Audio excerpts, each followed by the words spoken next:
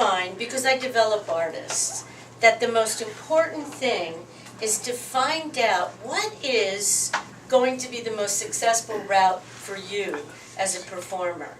The whole thing that you're doing is you're hosting a party. You as the character, you as the person, are the host for whatever it is that you're inviting people to come in and see. And so those duties that happen to you as a host are the things that you want to do when you're doing your particular type of show business. How many times have you been in the studio and the producer, after you've sung, says, "Could you do that with more feeling?" Has that ever happened to anybody in here? It's so frustrating because I want to say, well, how? Tell me the road, direct me through it. Tell me what I need to do to get those feelings which are going to reveal the inside of me. How do I find that, and then how do I show it? And, you know, I actually wrote a book on it, and the book, if anybody wants it, you can talk to me afterwards. It's called Once More with Feeling. That brings me to a thing that I want to talk to you about, the difference between a conversation and a song. The difference is that a conversation is a two-way thing. Right, Ernie? I say something to you, and then you say something back. And so it's a two-way thing. And the Latin for that is dia, which means two, log, which means word. In a song, it's a monologue. Mono meaning one, log meaning two.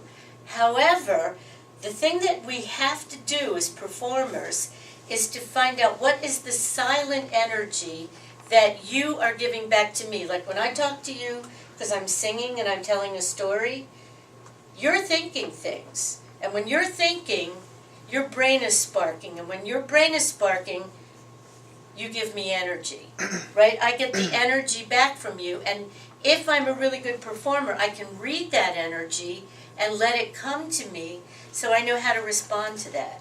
So there's many different ways to achieve this. And that is the thing that we really have to talk about. There's 3 different systems that you use in performing. There's the technical, which is the sound of your voice, right? The interior, which is the lyric. The lyric is the inside. And when I work with people, we work from the inside on certain exercises and on the outside with physical exercises to make sure that you can get that thing working together so that the brain is working with your body, and so you're feeling that track. That's the exterior. That's the 3rd dimension, the physicality. If you are not feeling that track, I don't care what a great singer you are, there is no way that that's going to come out right.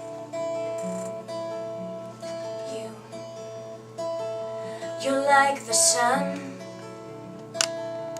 that burns so bright over me, and you're like a star that shines bright through the night. Okay. So what's your first line? You're like the sun that burns so bright. You're like the sun that burns so bright. So now, here's something that's really important. You don't want to forecast on the very first line what the whole song is about. Okay. Because otherwise people don't go along for the ride. Like, you're like the sun that burns so bright. It doesn't have to be sad. We don't know where it's going to go. You know? The reason that you're with him is because he burns like the sun that's so bright, and that's the thing that keeps you coming back, right? So that could be, it could be ironic. Okay. Very ironic, you know. Okay, now just start singing.